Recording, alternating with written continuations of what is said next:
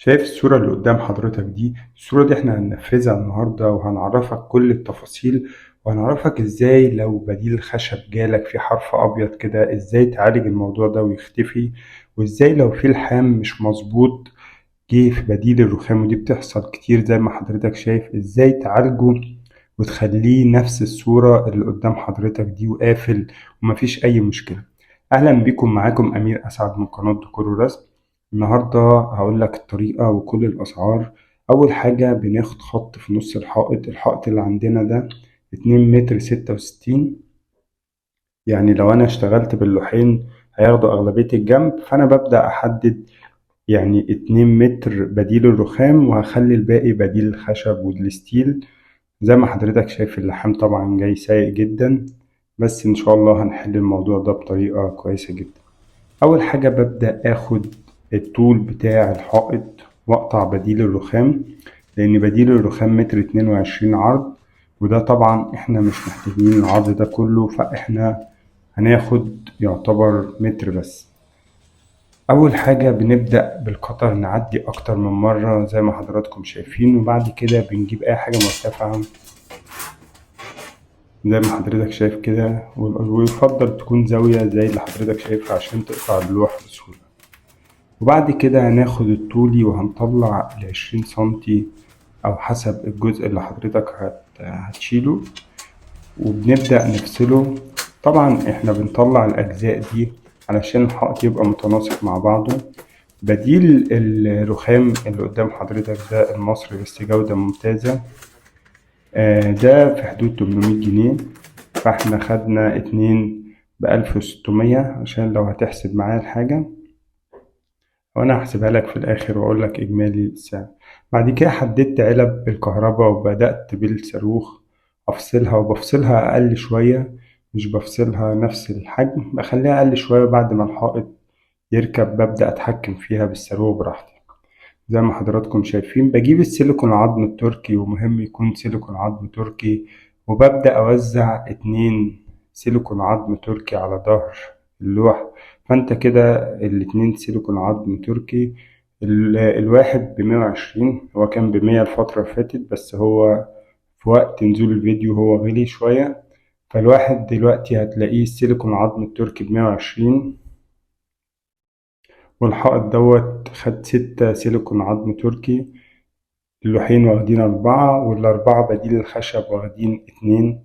اللوح بديل الرخام بياخد 2 سيليكون عظم، بديل الخشب بياخد نص واحدة سيليكون عظم.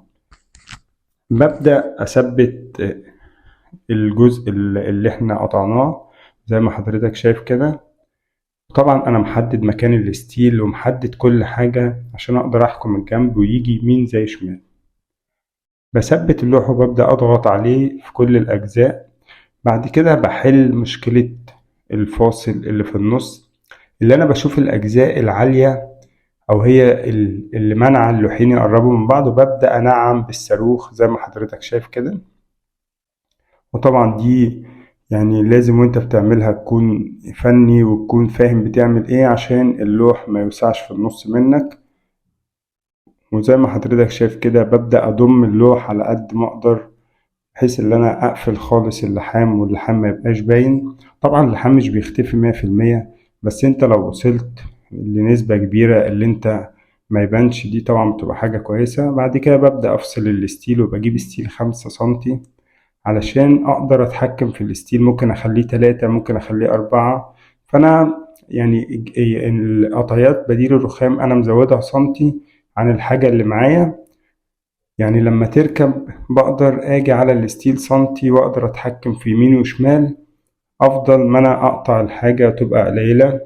لكن انا بجيب الستيل 5 سنتي، وبعد كده بيديني فرصة اقدر اتحكم اخليه 3 سنتي او اخليه 4 سنتي زي ما حضرتك هتشوف.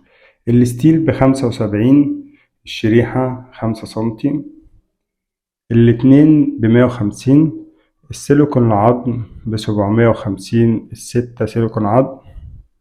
هحسب لك إجمالي الحائط دوت وإحنا بنفنش الحائط. بعد كده علب الكهرباء ببدأ أفتح على الطبيعة اللي أنا بقطع مكان المسمار بالظبط، عشان لما أجي أركب الشاسيه ما يبقاش. ويفضل تركب والسيليكون لسه يعني طري، بحيث ان انت تضغط السيليكون على الحائط بالشاسيه. ببدأ أظبط زي ما حضراتكم شايفين وأركب الشاسيهات. وطبعا المسامير دي بتضغط على بديل رخام، بتقفل طبعا الأجزاء ديت، وهو طري بيبدأ يعضم على وضعه كده. بعد كده بقيس ما بديل الخشب. وفي هنا برضك البديل الخشب اللي هو حاجز ناحية الباب، لأن في ليه حرف كده حوالي سنتي، فأنا ببدأ أشيل الحرف ده، بحيث لما بديل الخشب يجي يركب يحضن على الباب، وتبقى كأنها قطعة مفيش أي فراغات بينهم.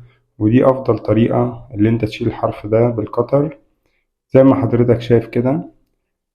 الموضوع بيبقى شكله شيك جدا. ببدأ أجيب السيليكون وأحط في ظهر بديل الخشب. طبعا أنا مرقمهم لأن الحائط مش مظبوط، فأنا بظبط كل قطعة بطبعها على الحائط لوحدها، مش بقطع مقاس واحد. وبعد ما بحط السيليكون ببدأ أثبت الشرايح بتاعتي واضغط عليها كويس. وهنا بقى تقدر تتحكم في الستيل، تجيب يمين شوية أو تقلل منه شوية، بس طبعا لازم يمين زي شمال. ببدأ أثبت الشريحتين بديل الخشب التانيين، وببدأ أفنش الحائط. هقولك أسعار الحاجات كلها دلوقتي وأنا بفنش الحائط. بديل الرخام 1600 الواحد 800 جنيه. بديل الخشب الواحد 370 جنيه 20 سنتي. الأربعة ب1480. السيليكون الستة ب720 جنيه. الاتنين ستيل الواحد ب75 ب150 جنيه. خامات الحائط اللي قدام حضرتك دوت ب3950. زي ما حضرتك شايف كده كل الخامات. الحائط ده عرضه 2.66. طبعا لو حائط أكبر من كده هيجيب، لو حائط مثلا 3 متر هيبقى بنفس التكلفة، لأن احنا شلنا أجزاء منه حوالي 40 سنتي. ببدأ أحل الحرف بتاع بديل الخشب. الحرف جاي لي فيه عيب، اللي هو فيه حرف أبيض، فأنا ببدأ أدهنه بنفس لون بديل الخشب زي ما حضرتك شايف كده. وببدأ أخفي الحرف دوت، وما بيبانش أصلا اللي كان فيه حرف زي ما حضراتكم شايفين كده. وزي ما حضرتك شايف اللحام مش باين، وقربته جدا وحليت مشكلة قفلة اللحام، وشكله بقي شيك جدا زي ما حضرتك شايف كده. طبعا ده كده مش باين بالنسبة للي كان الأول. أتمنى يكون الفيديو عجبكم. لو عجبك الفيديو ما تنساش تعمل لايك. لو انت مش مشترك معانا في القناة اشترك وفعل الجرس ليصلك كل الفيديوهات الجديدة. احنا بننزل فيديوهات باستمرار. اشوف حضراتكم على خير في الفيديو القادم ان شاء الله.